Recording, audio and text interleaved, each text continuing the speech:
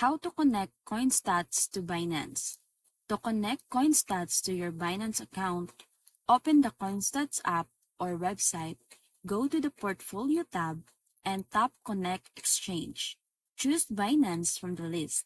Then head to your Binance account, click your profile icon, and go to API Management.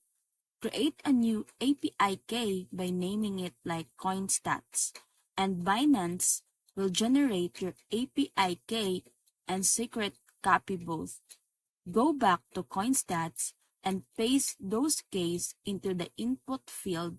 Make sure read-only permissions are enabled on Binance so CoinStats can access your portfolio safely.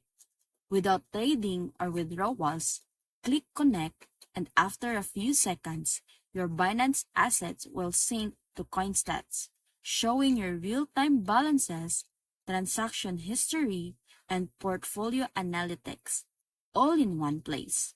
So that's it.